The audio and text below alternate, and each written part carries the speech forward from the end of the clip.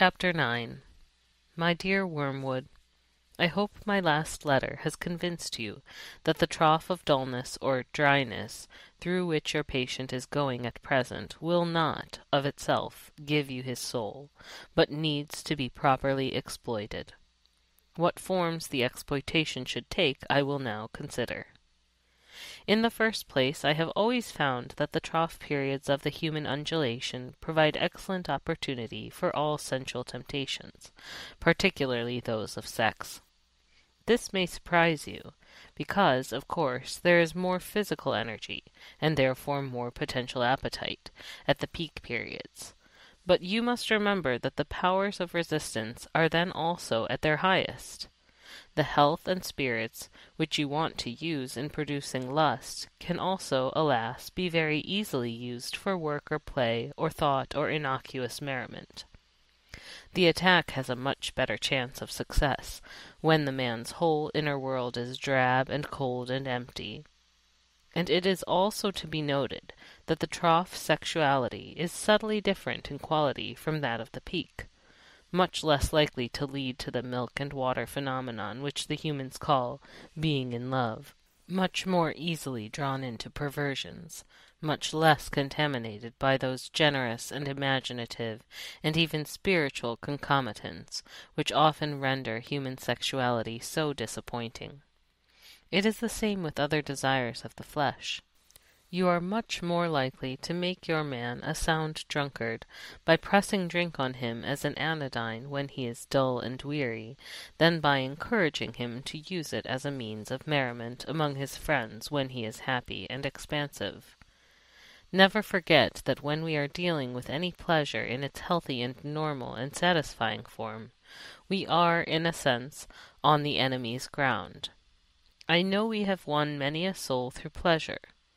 All the same, it is his invention, not ours. He made the pleasures.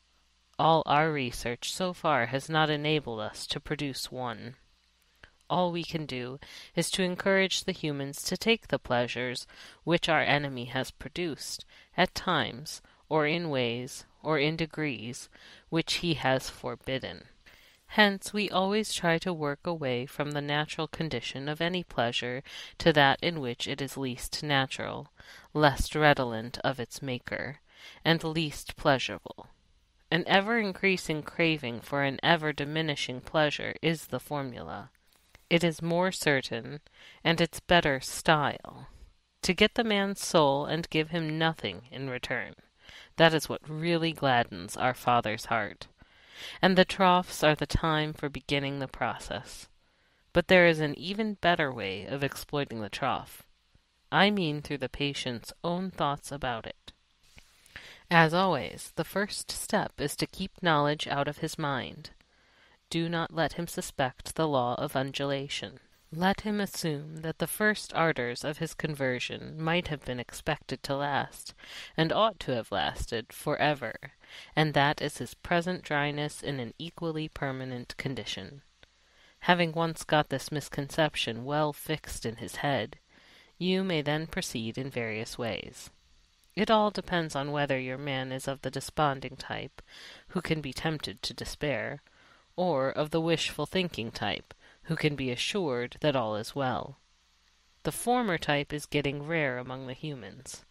If your patient should happen to belong to it, everything is easy. You have only got to keep him out of the way of experienced Christians, an easy task nowadays, to direct his attention to the appropriate passages in Scripture, and then to set him to work on the desperate design of recovering his old feelings by sheer willpower, and the game is ours.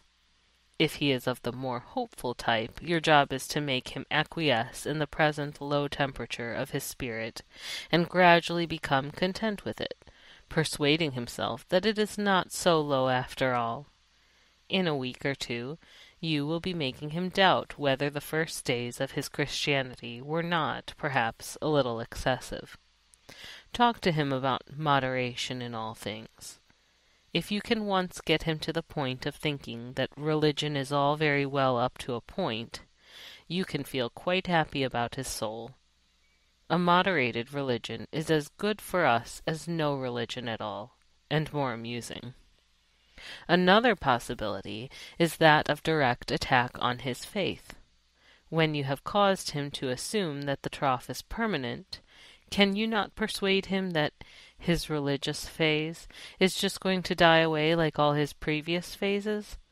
Of course, there is no conceivable way of getting by reason from the proposition, "I am losing interest in this," to the proposition, "This is false."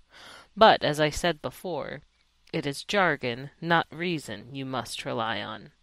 The mere word phase will very likely do the trick. I assume that the creature has been through several of them before. They all have.